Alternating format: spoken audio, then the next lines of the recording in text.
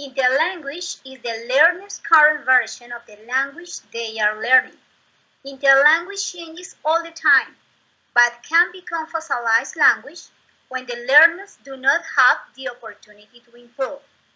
It is divided in systematic, dynamic, and variable.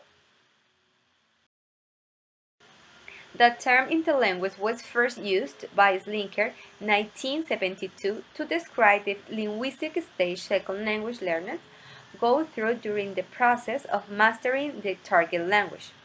According to Slinker, we need to understand the learner's language as a system in its own right because learners go through a series of interlanguage in systematic and predictable ways.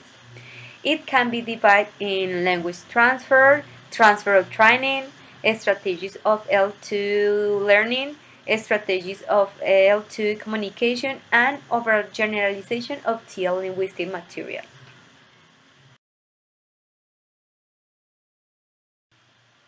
According to Stephen Corder, interference, language transfer, and cross-linguistic interference are also known as interlingual errors. Corder in 1981 states that these kind of errors occur when the learner's habits interference or prevent him or her, to some extent, from acquiring the patterns and rules of the second language. Corder in 1971 classifies errors into two types such as error of competence and error of performance.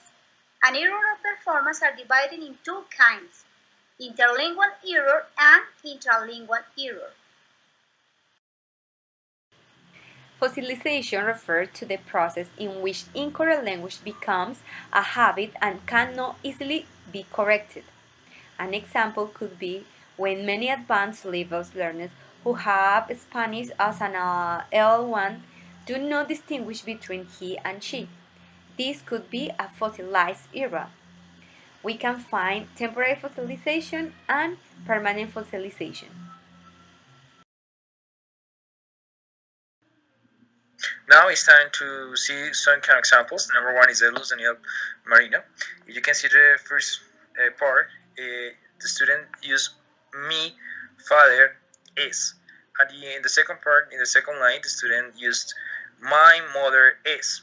It's a real example about to language transferred and a strategy of ESL communication because the L1 interfered with the L2 for trying to express ideas. In the other one, you can see in another spot, in another example, I was studying. It's really clear. You can see the student wrote es, and this is a really a mistake, or is a real natural way to Latin people for expressing ideas. It's the other example to a strategy of ESL communication.